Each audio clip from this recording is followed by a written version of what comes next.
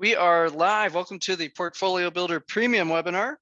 Our high risk growth portfolio is now up 318% year to date, turning every $10,000 into $41,800. Today's December 1st, and we're starting off the month strong. Portfolio Builder offers two portfolios, the Safe Growth portfolio, and it was up 2.4% this morning. I think we've seen the stocks come down a bit. 31% return for 2021.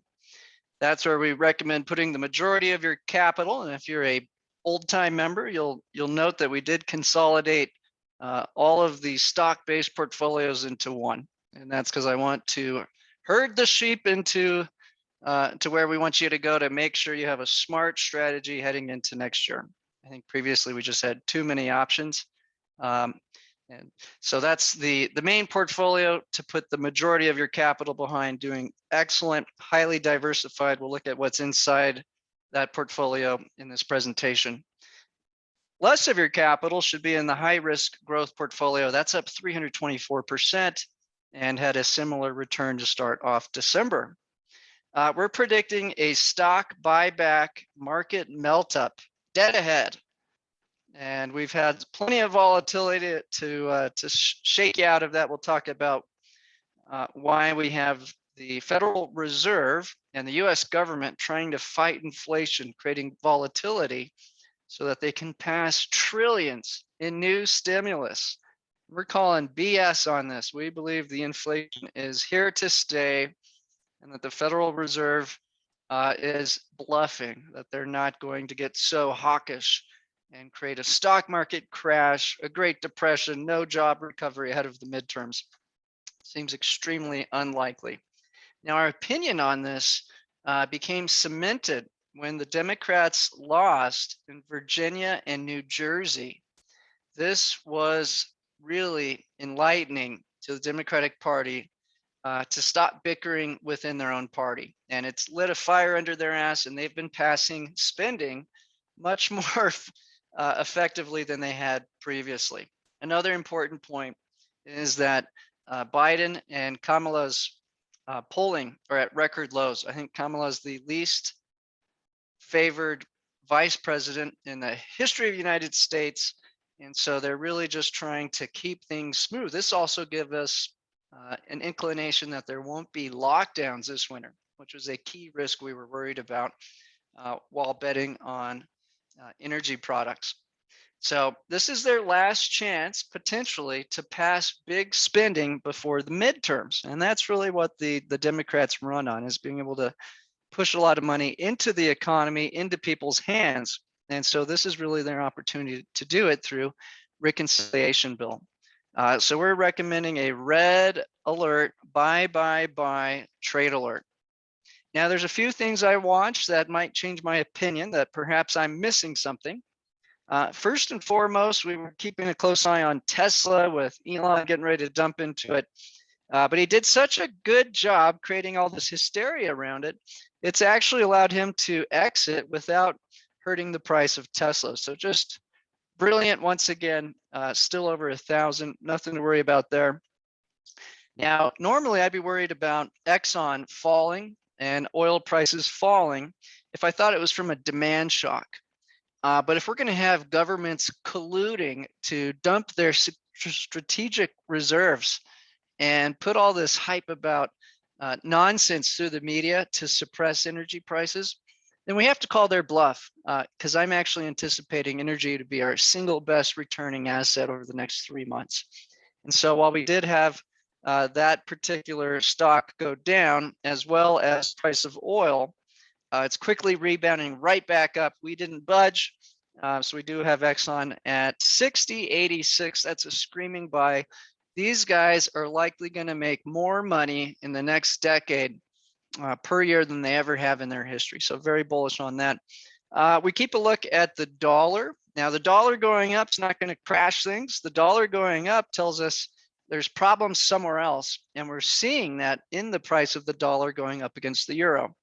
And we can identify what that problem is. It's Turkey's currency, the lira, is going through hyperinflation. It's going to be bailed out, and it's going to be a very bullish move for markets and for the dollar to come back down, which is how we're positioned. So not worried about that. Next, we're worried about interest rates rising to get freaked out, but guess what? They're not. The TLT just continues to surprise everyone. If this goes below 140, I think it will be a market meltdown event, but it's trading at 151. The banks across the globe are desperate for any way to safely pay interest on deposits that are at record levels due to governments worldwide handing out free money during the lockdown, and we can't say the word, but the COVID pandemic. Okay, so we got to be careful about what we say these days.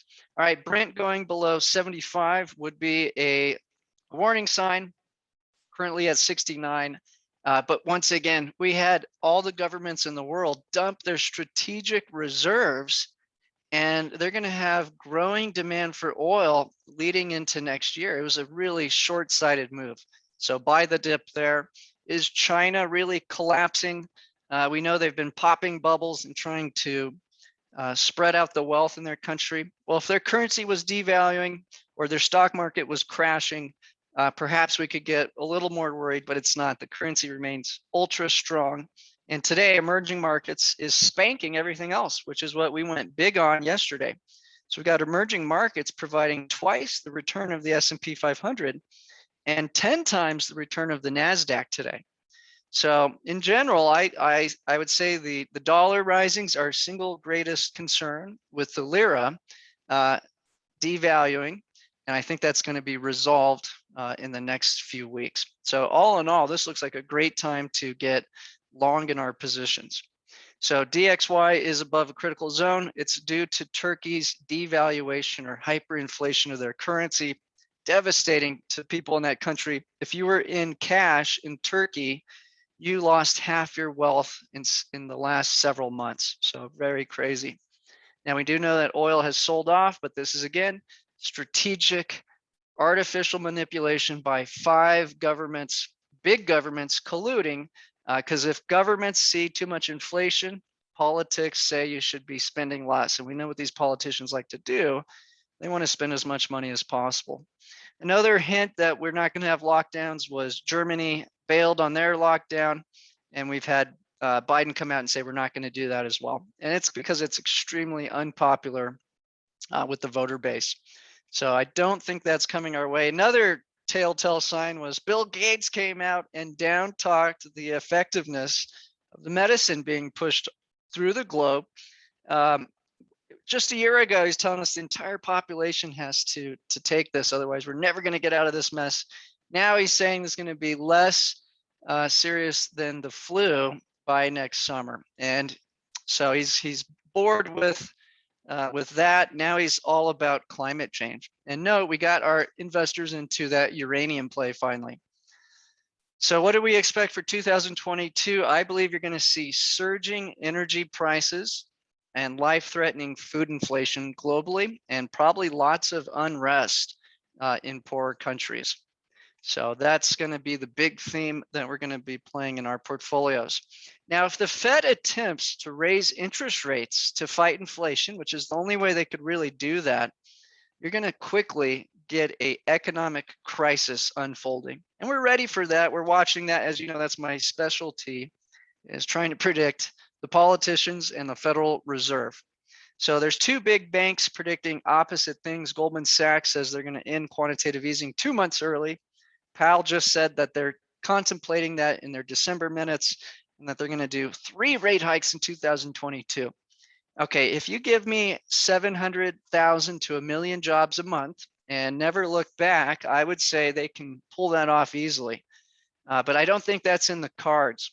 So if they really do start to aggressively tighten monetary policy, it's going to be extremely deflationary in the global economy, and we will have to make tremendous changes to our portfolio. At this point, I believe it's all talk to try to help pass the Build Back Better spending plan, which is getting a lot of heat from Republicans due to the inflation. Now, Morgan Stanley says that's crazy talk. There's no way they're going to get aggressive with monetary tightening. until after the midterm elections at the end of 2022. And so if you believe the tech giants control our government, which I do, you need to realize that interest rates rising and inflation crashes tech stocks. So that's the last thing they want to really happen here. So we've got all our eyes on the right things to be worried about. We'll keep you posted every Monday, Wednesday, Friday in this live webinar. For now, they're still printing. The Fed's balance sheet just hit a new high. The European Central Bank just hit a new high, and it looks like China is getting ready to pour credit into their economy. So we're expecting stocks, crypto, and commodities to melt up, potentially all the way till June with these stimulus packages. Now, after that, we better have a lot of jobs come on board. Otherwise, the fiscal cliff's going to become the new concern. So we'll keep a close eye on that. Now, if the Build Back Better plan is blocked, I would expect the market could crash for 1 to 2 months, create a hysteria, and then they'd pass the budget. So I think under no circumstance will this be blocked. Also, the Democrats realize they're likely going to lose control of the House and Senate next winter. So this is really their time to pass these budgets. I think it's highly unlikely that we don't see aggressive fiscal spending in the short term.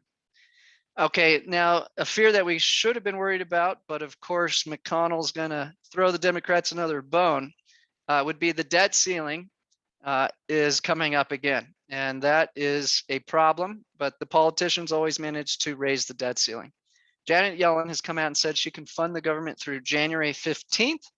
And McConnell says they're gonna push some sort of interim spending extension to get us till January 15th. And excuse me, Janet Yellen says she can fund the government till December 15th.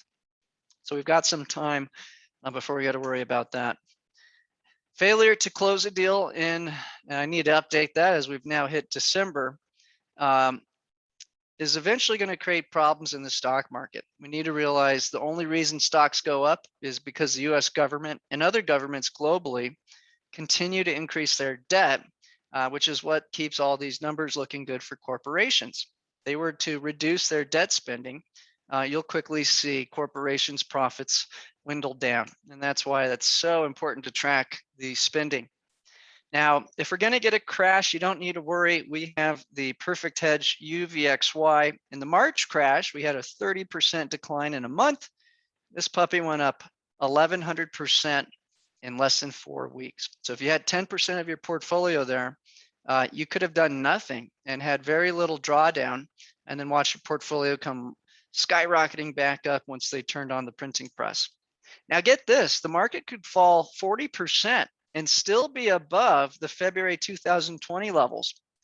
And get this, we had 5 million more people working in February of 2020 than we do today. So you need to realize there is a bubble, and there will be an opportunity to make a fortune on the downside when all the right elements line up for us. At this point, we're not predicting a crash and have a light hedge.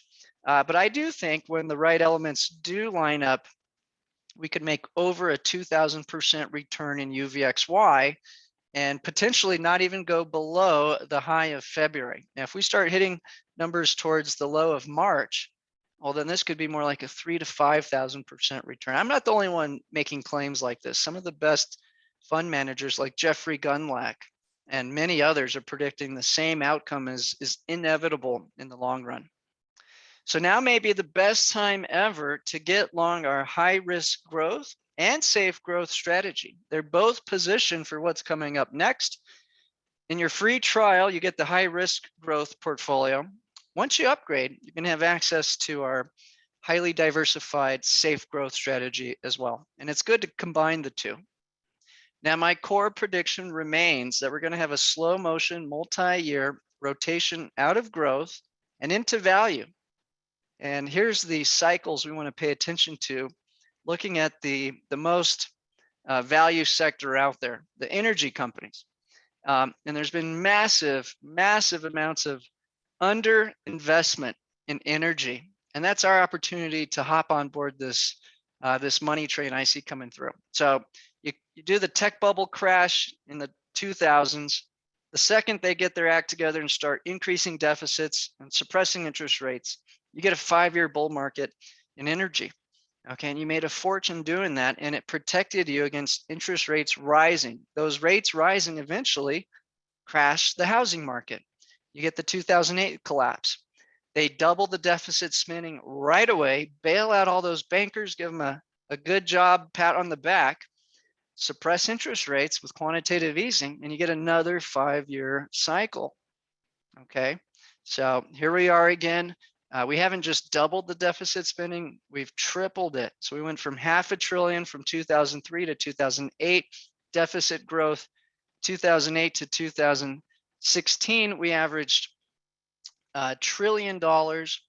And then you get to 2021, we're going to be averaging 3 to 2 trillion deficit spending here on out. And if they don't pull that off, you're going to get volatility in equities. And it's really just that simple. So what do we expect when stimulus does pass? And it could be passing in December or January. Well, you need to realize America imports its goods. It doesn't create its own products for the most part. So foreigners benefit when we increase spending. So we're going to expect in the PRO strategy, the safe growth strategy, that you're going to see your European and Asian stocks dominate US stocks. So here's the last time we did it, $1 trillion with Trump in December, $2 trillion with Biden in January, and look at the outperformance in emerging markets, European markets. Now the problem is they went back into lockdowns. We had all sorts of problems all summer. We didn't recover the labor markets. And so that did reverse for much of this year. But we're getting ready to pass one of the biggest spending packages in history. We're about to see China start printing money. So I'm expecting this trend to continue for several years here on out. And the other big trend you need to watch out for is interest rates begin to rise. And that's what's going to push the growth into value. Now, here's the hedging strategy in general. And just to visually look at this in the candlestick, we have the QQQ NASDAQ. That's your growth stocks, tech stocks. I would throw cryptocurrencies in that exact same basket. And then we have in green, the value. That's your energy index, XLE. And then in yellow, the triple T, you have interest rates. So just look, if interest rates go up too fast, tech stocks puke all over the place, and value energy stocks go rocketing up. Interest rates go down, the exact opposite occurs. The growth stocks go up, and those rates come down with energy prices. Okay, so that's how we're positioned in all our strategies. We have the growth, we have the value, and then we have the crash insurance. You combine those three, you can get a smooth return and do really well over time. So I actually do have a trade alert coming out tomorrow. So if you don't want to miss that, call Dean 505-322-7515. And again, you're only getting the high risk portfolio during your free trial. So if you want to get the bigger portfolio, combine the two, call Dean right now at 505-322-7515. Now, I'm going to also, so let's just take a look at our 2 track records. And I'm going to talk about a bonus that is available to only portfolio builder members in a minute. Okay, so this is safe growth strategy. This is similar to how Ray Dalio looks at the markets. Global portfolio hedged against inflation and protected against a deflationary shock. Up 29% year to date. I messed up in 2020. I was fooled by the election and I was fooled by the pandemic. I played it safe, so we had a flat return, so not upset about that. Didn't lose money.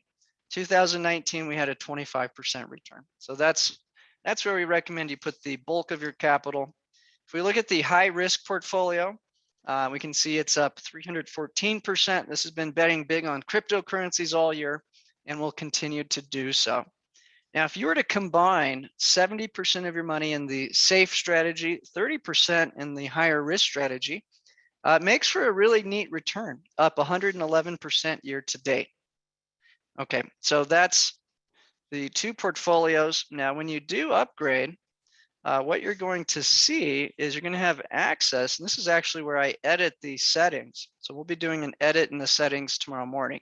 And hint, we're going to increase boil because I'm expecting an energy crisis this winter. But this is in your membership area once you do upgrade. You click on the position calculator, and it has the strategy, so you can punch in how much money you want to invest.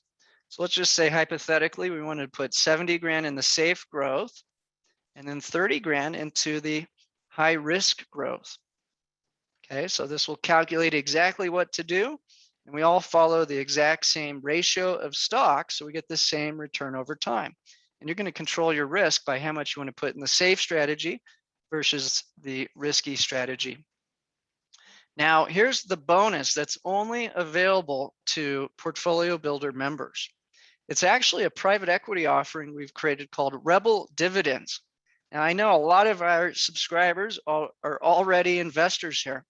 And so good news for you is I'm going to update you on your investment every Monday, Wednesday, Friday with your normal Portfolio Builder content. And so it really makes sense to take advantage of all three. Rebel Dividends is positioned to crank out consistent income in retirement, while the other two portfolios are really set up to grow your wealth. And so depending on where you're at and how much income you need, you can toggle between our three investment opportunities. Okay, December 1st update, the share price to buy shares is at $1.24. If you're to exit, it's at $1.22. We have 1,007,658 outstanding shares, and the value of our assets are at $1,214,720. Now, again, this is only legally available to paid Portfolio Builder members, okay, because we're using Regulation 506, which means you have to have a pre-established relationship to be able to participate. Okay, so that is a rule. Now, here's our current allocation. And what you're going to note is we're going to be getting you involved in some cryptocurrencies that are not available in the stock market. So if you're long GBTC and Ethereum with ETHE, that's great. But you might be missing out on the next 10-time return assets, which I believe will be Cardano, Solana, Polkadot, Polygon. I like PancakeSwap because it's the DeFi exchange for Binance. And there's actually one more new play we're getting ready to get involved with. So that's just a quick look at it. Now, the corporation still has about $480,000 cash position, and we're processing $335,000. So we will be optimizing the portfolio as we slowly get this money out of the banking system and into our cryptocurrency accounts. Now, the banks hate this. They see money flooding out of the system. There's definitely a coordinated effort to keep your money in the US banking system because we know what the governments are doing. They're devaluing our currency. So if you want to get out of the US system, off grid, and get income, that's what our Rebel Dividend product's really going to do well for you. Here's a look at some of the assets over the last week. So Polygon is up the most, up 27%. Our UVXY hedge is up 15. Ethereum up 12, Solana 3, oil 2.5, Bitcoin flat, Polkadot down 8, PancakeSwap down 10, and Cardano down 14.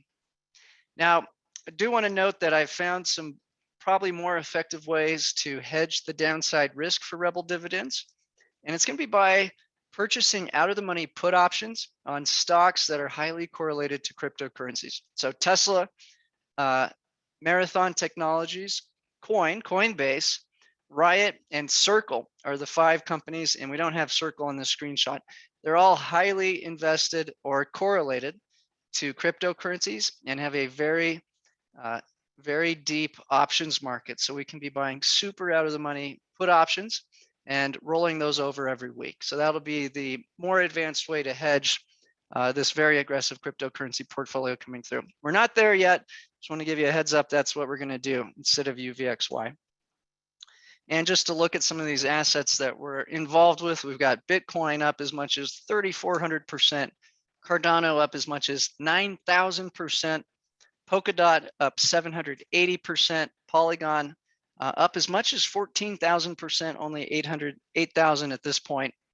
Now, right now, just to be transparent about what our benefit is with the corporation, we take a 2% management fee on the share value on an annual basis, and we're going to be taking 30% of the monthly dividend. Now, I've been promising that we can deliver a 1% dividend, but with early success with yield farming on the Binance Smart Chain, I'm highly confident I can actually drive this yield to the 3 to 5% range. So we're going to be slowly but surely moving more of our money into yield farming on the DeFi exchanges. And there's now a DeFi exchange for all of the Ethereum competitors except for Cardano, which is months away from getting that out. So very, very excited to be able to still have exposure to the top competitors for Bitcoin and Ethereum, and then create this massive amount of income from yield farming. And that's just a fancy way to say that we're going to be a market maker. We're going to own 2 currency pairs. We're going to take a fee anytime somebody wants to swap between those 2 pairs. So we still get the exposure, but we get to collect transaction fees while we do it. So I've been slowly testing this with remarkable results and highly confident that this is the way we can dramatically increase that dividend. Now, if you do want to get involved with Rebel dividends, call Victor, my father, also your customer support chief at Portfolio Builder at 505-203-0396. Okay, so once again, if you want to book a call with me, call 505-203-0396. December will be the last month you can get a call with me. After that, it'll be with Dean. As the yield farming is much more time intensive. So I'll be putting a lot of effort into that and letting Dean take the ropes on that project. Okay, let's see, we've got a few questions coming in. Marie says, why do we have so much China exposure? Okay, good. Yeah, let's look at the breakdown of that. Okay, so let's add up our American exposure. So we have 10, 22, 33. So you're 33% long America. You're 25% long Asia. Okay, only a third of that is China. Realize you're getting India, probably one of the fastest growing places on the planet. You're getting South Korea, Vietnam, all sorts of great opportunities in that one. So we're still overweight America. Second overweight position is Asia. After that, it's Europe. And then we've got a big basket of commodities and cryptocurrencies, all inflationary hedges. Morris says, Grayscale is doing Solana. Very cool. But, and so I might actually consider putting that in the high risk portfolio once that goes live. What I'm going to be doing for you over at Rebel is what much better. So we're going to have all the altcoins that are, we're basically going to own the software applications plus the operating system. That's what's being launched on these little dexes. So really neat way. I think we're just going to have amazing results over at Rebel Dividends. Okay, Carl wants to know why I got out of TAN. Yeah, I don't want you to have too many positions. I decided I like uranium as a better bang for our buck versus TAN to achieve the climate change agenda, assuming that's going to remain intact after the midterms. And then I think we're going to make way more money in the short term with BOIL than rare earth metals. That's why we switched out for the high risk. We're going to double down on BOIL tomorrow. That's the trade alert tomorrow. So we'll sell a little Ethereum and we're going to double down on that. Great questions. Okay, beautiful guys. So that is the introduction. Let's go ahead and jump over to the data points. Okay, so the first thing we always like to look at are interest rates, inflation, and how that's going to affect money flows through the economy. And so what affects that is obviously the deficits. So what I want to look at here, Marie says, how much Solana do we hold in Rebel? Right now, let me go back to that. So just to be giving you guys what I'm planning to do for Rebel here, And kind of the big idea with all of this, it makes sense for you to have as little of your money as possible in my hands, and for me to return as much of that to you every month with your dividend. So it makes no sense from a strategy standpoint, if I were in your shoes, for me to be holding your grayscale trust position. You can do that easily on your own. So Rebel Dividends will be getting out of the GBTC ETHE positions and going much more aggressive on the altcoins. Okay, and it's going to do that by providing liquidity in 8 different DeFi exchanges that are being powered by Ethereum's competitors. So right now we only have we're half cash, and we have a 4% Solana position. That will go up dramatically as we get this cash out of the US banking system and into the cryptocurrency sphere. And I'll tell you what, these banks do not like the competition, and they're doing everything they can to slow down my ability to get the money through. So we're good news on that front, not worried about it. But yeah, that's where we're at right now. Okay, very good. So let's go ahead and hop into the data. Okay, so last November in the black line, this is the yield curve on the bond market. And so on the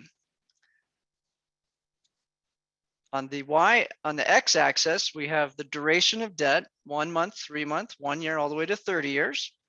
And on the y-axis, we have the interest rate. And so we had a pretty healthy shaped yield curve, like a skateboard ramp, and the rates were really low. Then what happens? We go past 3 trillion in spending between Trump and Biden.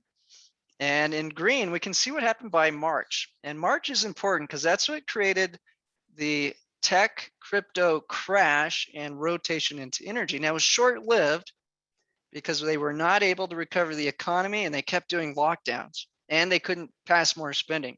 So this all reversed. But again, I'm going to argue that we're about to push spending through, and we're going to repeat exactly what happened in March. So we can see is in green, the long end of the bond curve went rocketing up from 1.3 to 2.3, and that rate of change was just breathtaking to watch. And so that's exactly what we're worried is going to repeat once we start spending more money, and that's going to be through the Build Back Better plan. Now today, what we can see is the front end has jumped, the 2-year has jumped, and the long end has fallen. So what this is telling us is the Fed is going to have to hike interest rates due to inflation. That's what the 2-year is telling us. But when they do it, or if they do it, it's going to crash the stock market.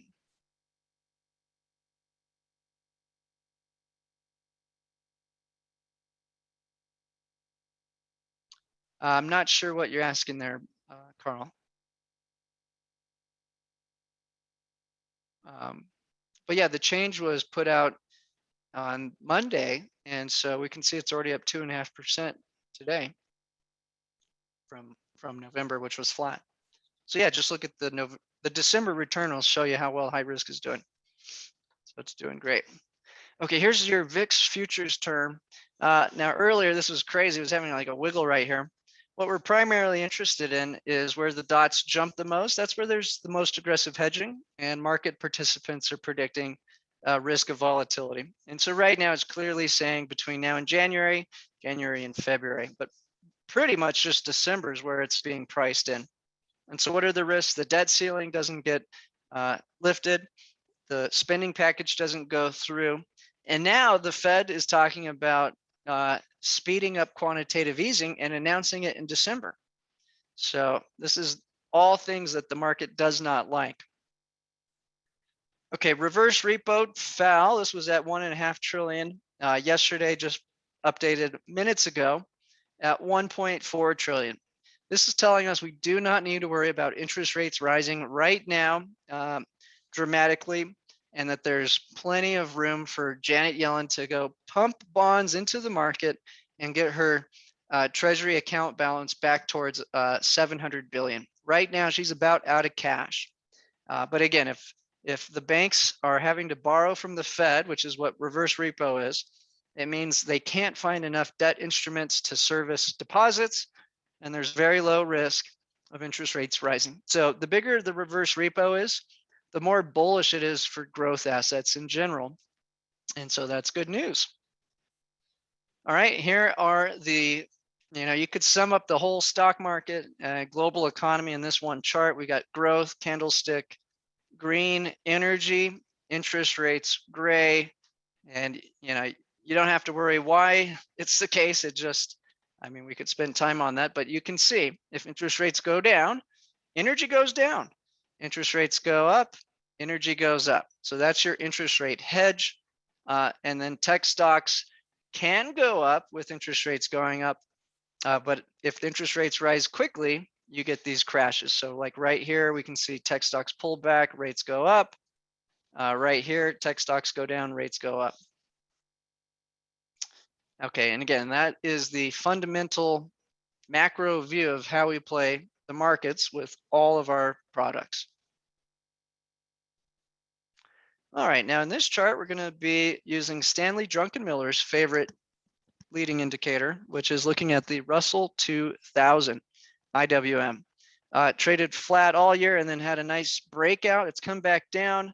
I believe the Build Back Better plan and getting through the winter sickness spell that's coming through is going to be the catalyst to take the IWM significantly higher. Now, in the very short term, it pulled back due to all the scare tactics last Friday of the mutant variant that gets around the medicine and blah, blah, blah. Again, this is all being done to suppress inflation, to pass the spending bill, because the spending bill is going to be extremely inflationary.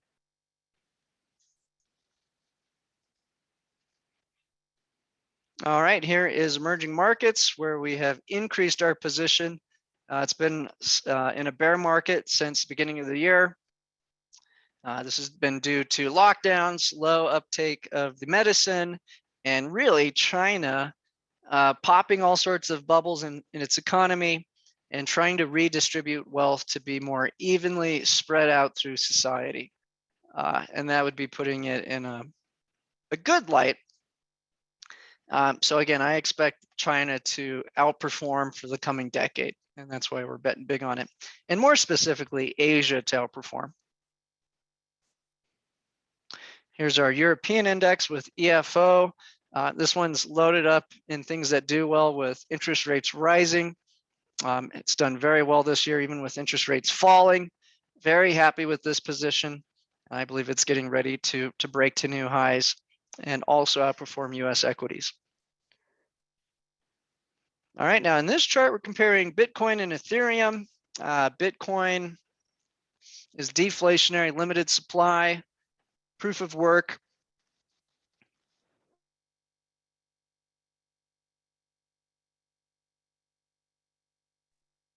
Ethereum's more like the Windows operating system. If it's going to succeed, it needs applications to come in and have users.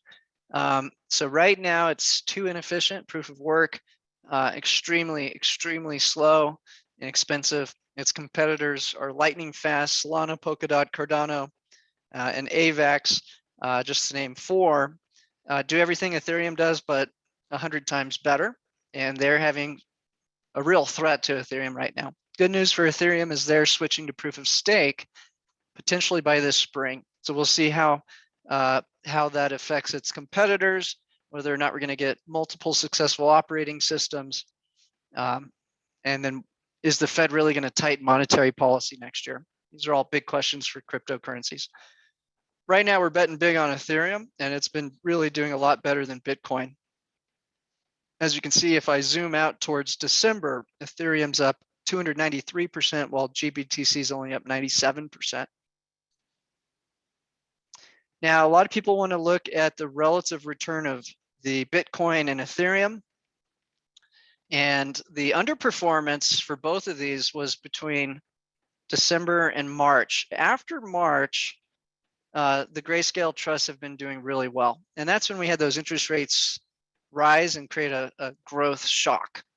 But since then, These have been tracking their underlying assets very well, so we're not worried about that being a hindrance for us.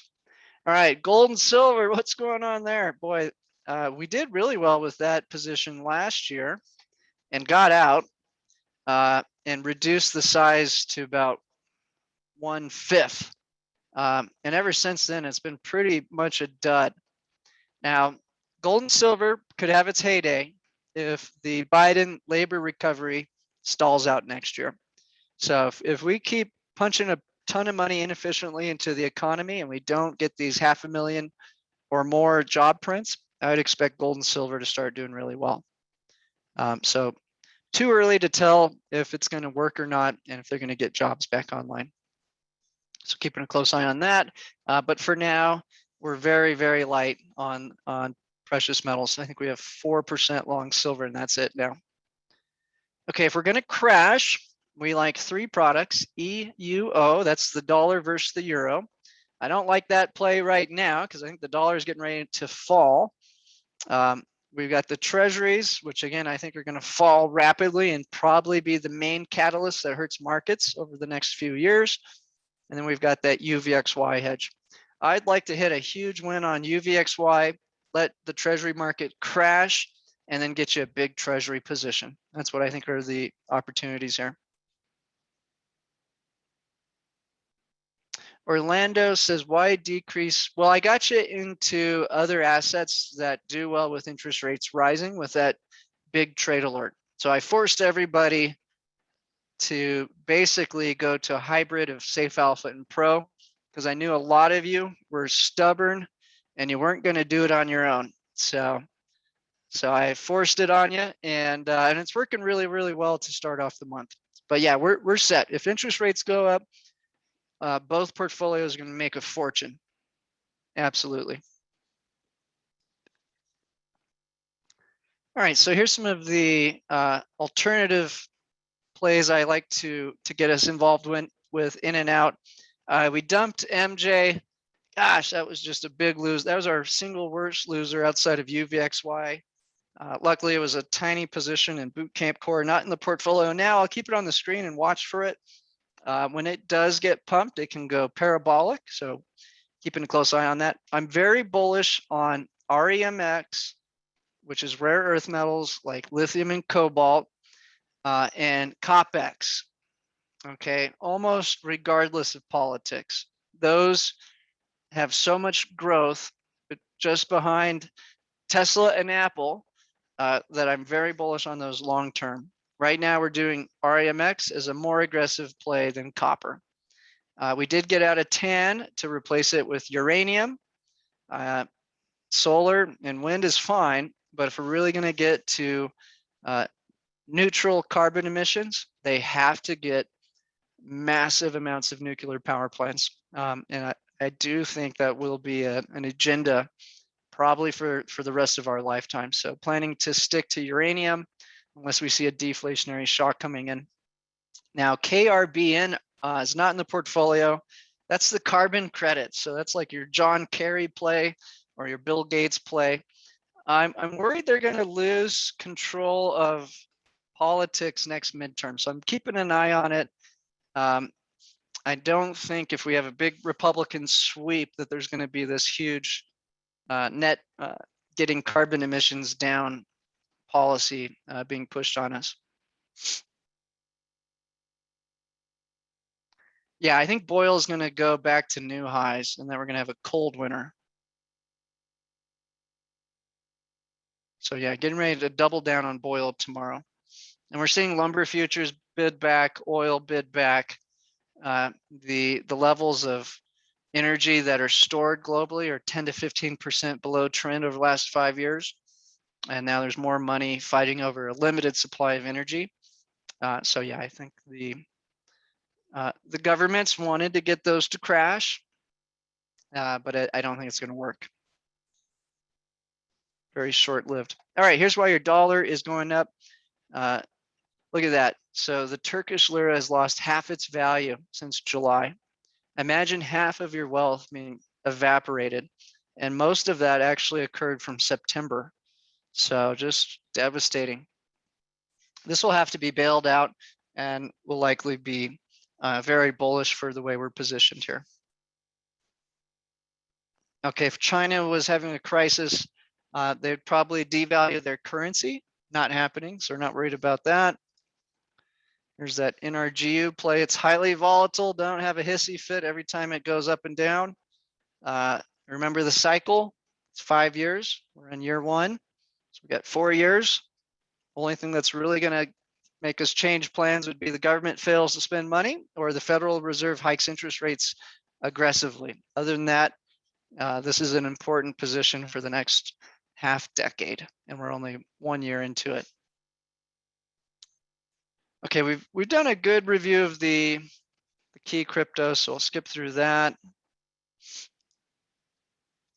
Okay, so the big scare right now is South Africa has a mutant variation that spreading the globe is going to cause lockdowns. I don't think they're going to do it. I think the polling for Biden is too low, that they don't want to risk losing more votes. So I don't think we're going to see these lockdowns because of what happened in New Jersey and Virginia in those 2 recent races. So with that said, still keeping a lookout at the data. And then when Germany didn't do the lockdown, that was very telling as well. So Germany's having record cases, and they've had very strict mask mandates, lockdown mandates, and medicine mandates. It's just not working. Stevens says past performance. No, it's not combining it. That's just the safe alpha returns.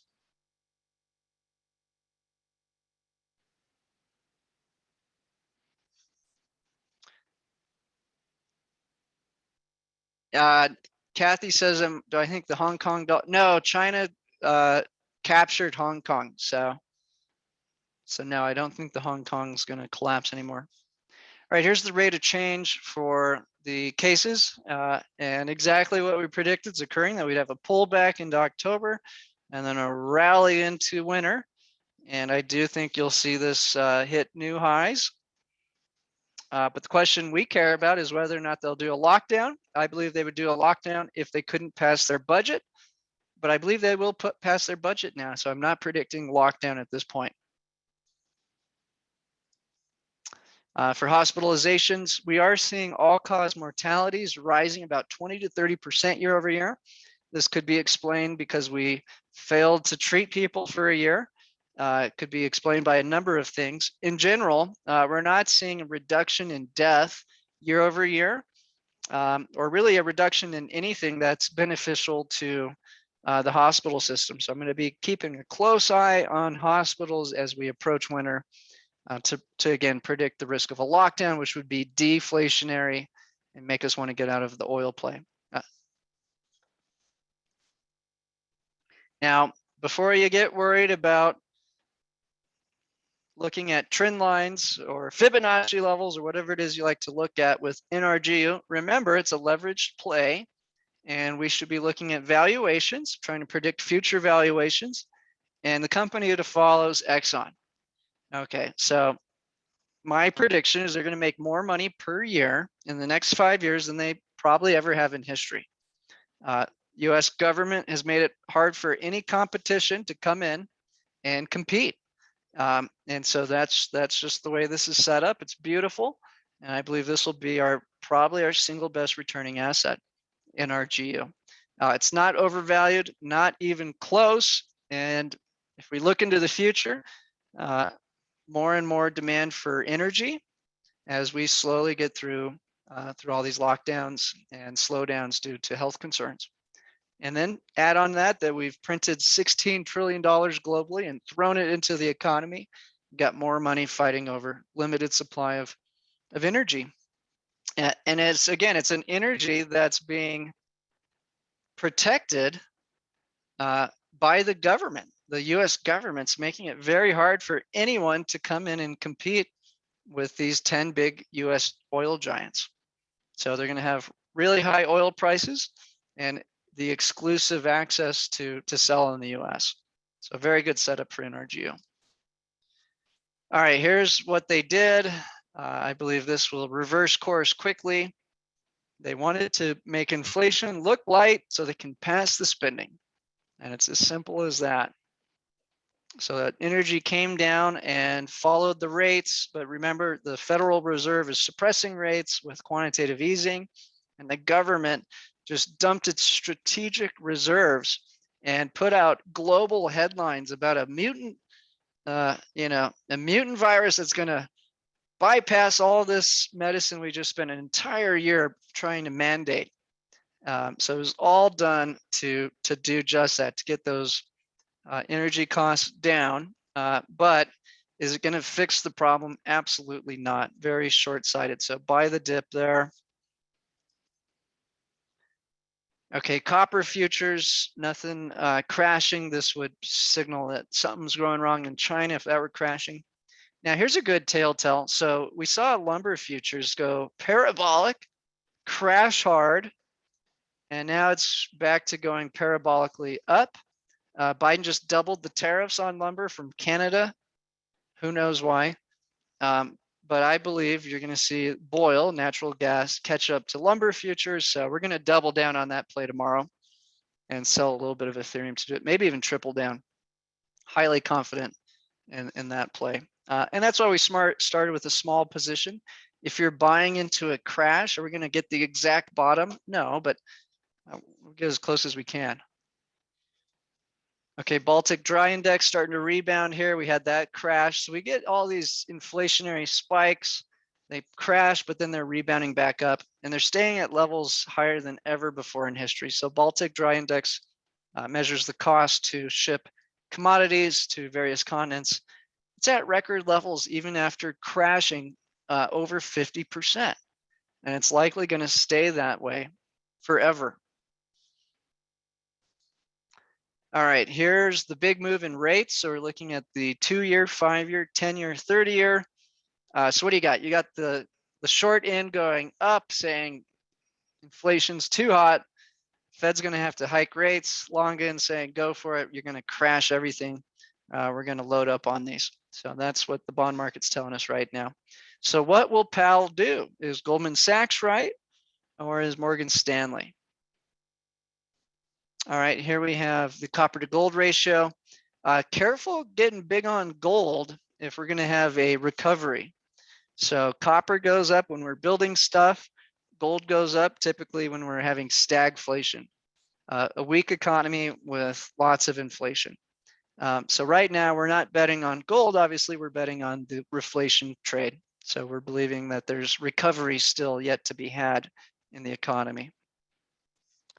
Here's the 3 key bond markets we follow. So we have JNK, LQD, TLT. If any one of these 3 were tanking, that would be problematic. I mean, credit markets are having liquidity issues and crashing, and that's just not happening. So no fear of funding. This is where we track the debt spending. Janet Yellen can't issue debt. We're back to the debt ceiling, so she's not allowed to borrow more money. This is massively problematic unless we extend the debt ceiling, which I believe will occur this week, perhaps this weekend. All right, here's the jobs. I believe to be able to support rate hikes, we need to be punching 700,000 jobs a month. I don't think they're going to pull the trigger if it's less. So that's very important to watch.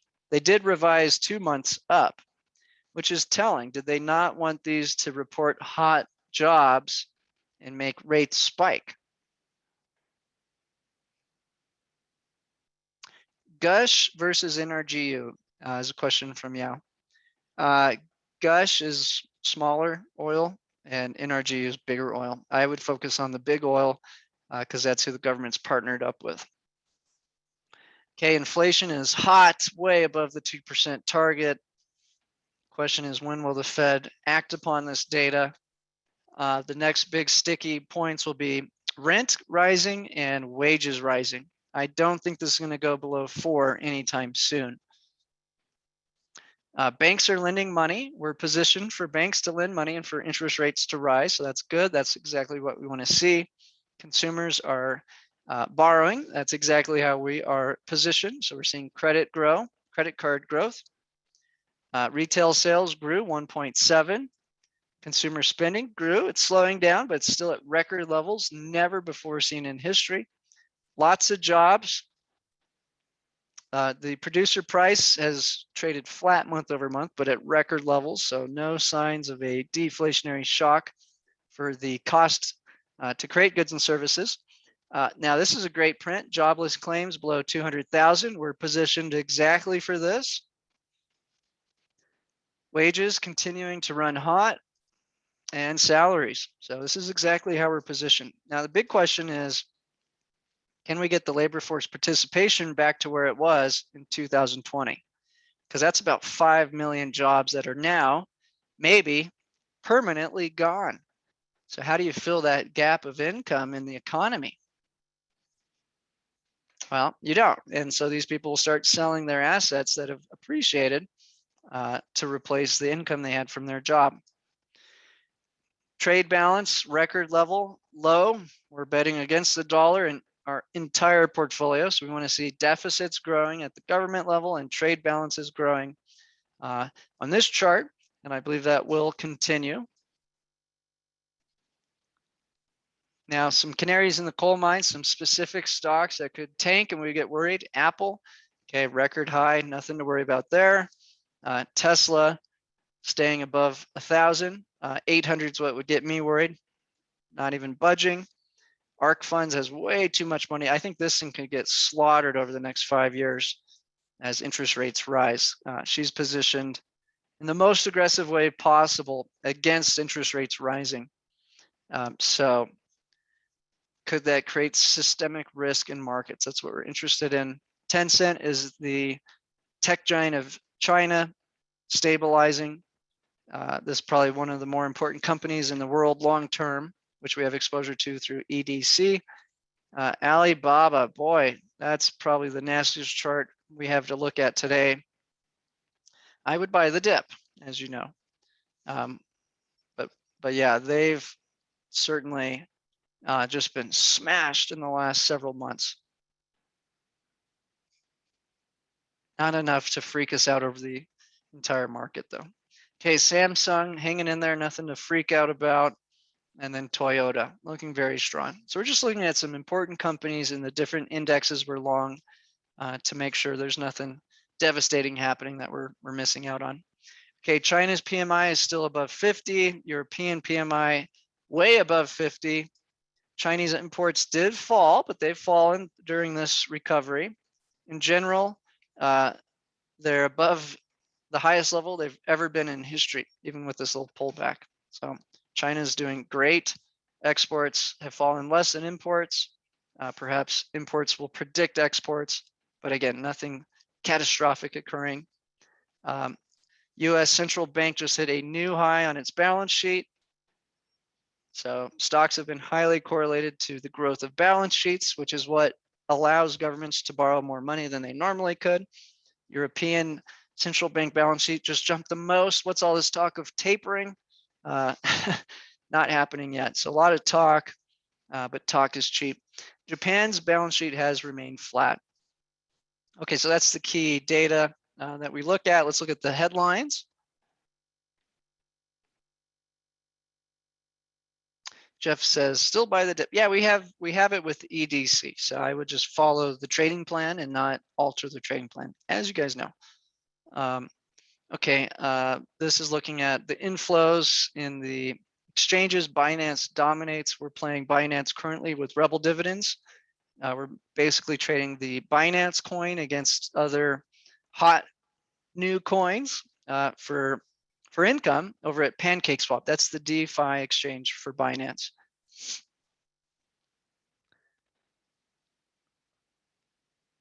South African cases doubled from yesterday, so watching that. But again, they're saying it's mild.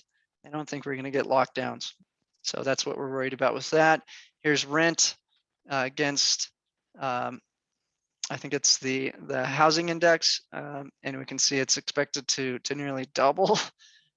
So that's scary. We'll see if that cools off or not, but rent is going to rise and keep the CPI hot. Chai Girls, a energy expert, points out that we're 9% below the distillate build and 14% below propane inventories. And so without lockdowns, this is the weak seasonal period. We're buying into the pullback or the weak period, expecting to try to catch some value here before it explodes higher. And this could be front run, so we don't want to wait till the last second on that.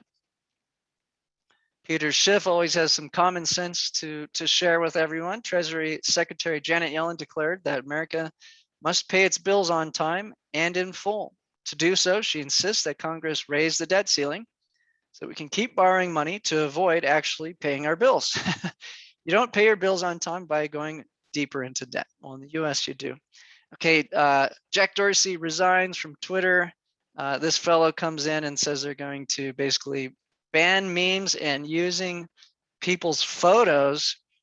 So Elon Musk goes and puts out this meme of Stalin with the new CEO of Twitter daring him to ban him. Wow, Elon definitely cracks me up.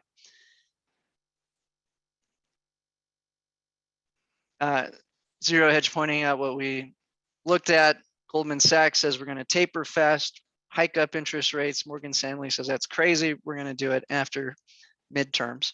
Maybe it is a little bit in between. Maybe we get one rate hike next year. I could see that. I think maybe in July that happens. Yeah, Baba is not going to be delisted, guys. Warren Buffett's company is doubling down on Alibaba. Okay, and they're very, very connected to the government. This is a little thread from Chad Pergram about the government shutdown risk this week. Long story short, they're probably going to do what they do best and raise the debt ceiling, and it's going to last till January 15th, which buys these guys a few extra weeks to get this spending bill through.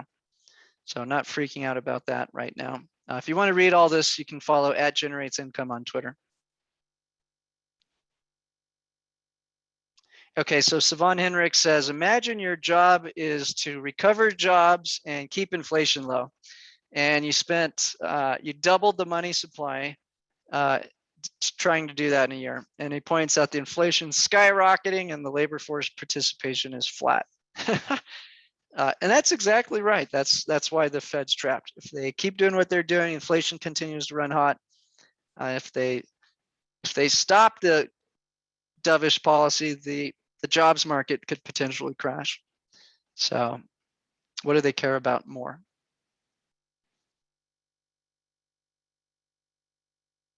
McConnell says he's confident the government will not shut down this week. Let's look at the traffic in the airports. So it's below 2019, but way higher than 2020. Tells us there's more room to improve. Bullish for energy. Here's a look at DeFi exchanges, the value in them. This is where we're going to make most of our money for Rebel dividends while still being long those best assets, but we get to collect consistent income by being a market maker while we hold the assets we want to own. And so you can see these are growing. Ethereum's dominating, then Binance, then Solana, then Terra, Avalanche, Phantom, Tron, Polygon, Arbitrum. So the ones I'm focused on currently are Ethereum, Binance, Solana. Avalanche is the new one for us, Polygon, and then we're going to get Polkadot in there, which they didn't list for whatever reason.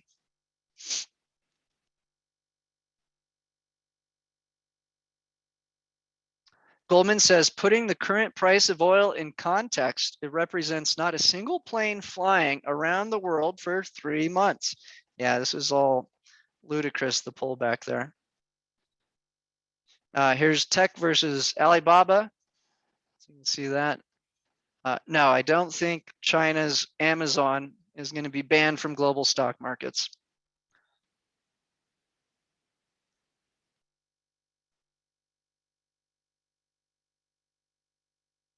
John Turek says, the implicit theme from Powell today is that the Fed is now preemptively going to fight any further deterioration in its price stability mandate. as opposed to being preemptive on the growth side. In React's function terms, upside risk to prices is greater than downside risk to employment. So what is he saying? Well, let's go back to what Sivan Henrik printed here. So he's trying to say that the Fed's going to be more worried about the blue line than the red line moving forward. Now, is that really true? Their track record says that's not true.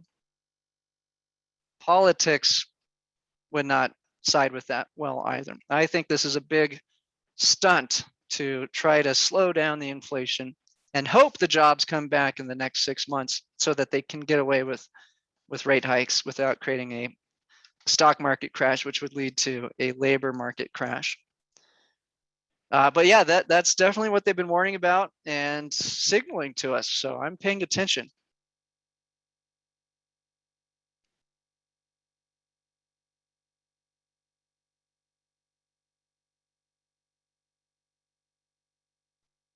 Here's the food index going up. This is going to cause starvation in poor parts of the world. It could create revolutions, unrest, something to definitely watch next year. The prices to create the fertilizers have gone up like 10 times. So it's not hard to predict that food prices are going to be very expensive next year. I got McConnell pretending to be a Republican as usual over here. But every time they could pressure the Democrats to do something, he gives them a free bone. It's because they're all really working for the same group of people.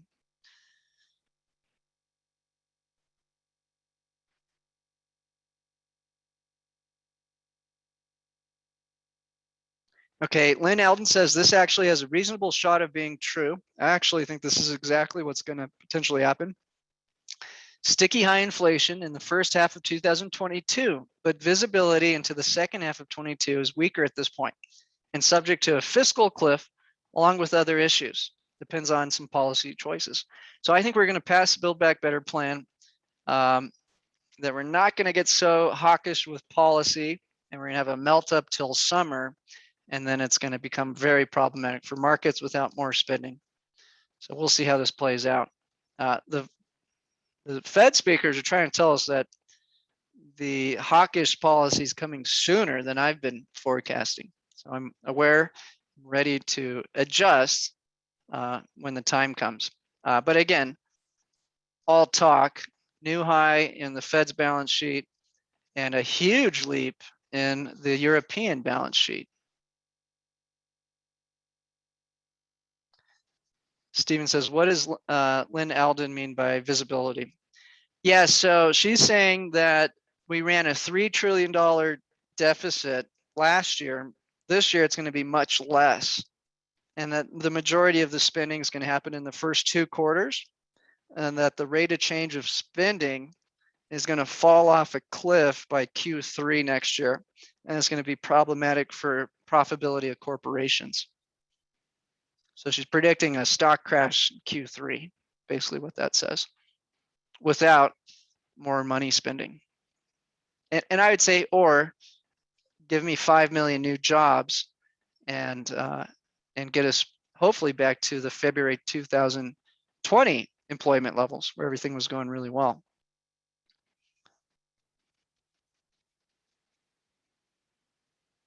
Kyle Bass says one does not need to be a highly paid Fed economist to realize that injecting 40% more broad money into the monetary system results in a 40% surge in rents. Rent surge. So, yeah. We've got the Ghislaine Maxwell case going. Trump was identified on one of those planes with Clinton. Don't have a whole lot of commentary on that at this point. Yesterday at the Senate, Powell said he's going to discuss tapering faster in the December minutes. So we'll see. We will see. I think you need some strong labor prints to back that up.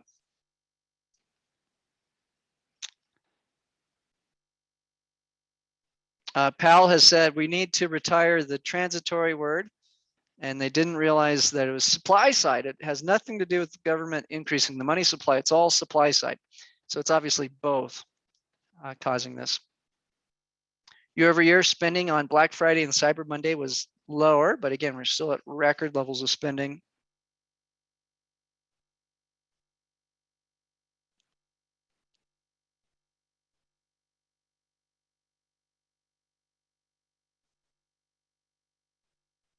Okay, Live Monitor says tapering plus lockdowns plus fiscal cliff plus political turmoil equals a crash. And he was wrong. He was trying to get bearish earlier in the year, gave up on that. Now he's trying to get worried that they won't pass the Build Back Better bill. I think they will. So I think we're going to have more of a problem by Q2 or Q3 at the latest, and actually expect a melt up for the short term. Anita says, sir, are we expecting a crash? Maybe Q3 of next year, unless they can keep the spending going and keep rates low and recover jobs. So right now, no, we're expecting a melt up. No, we're still on the inflationary camp. Okay, very good. So let's go ahead and switch gears. We're going to do a look at our strategy breakdown now.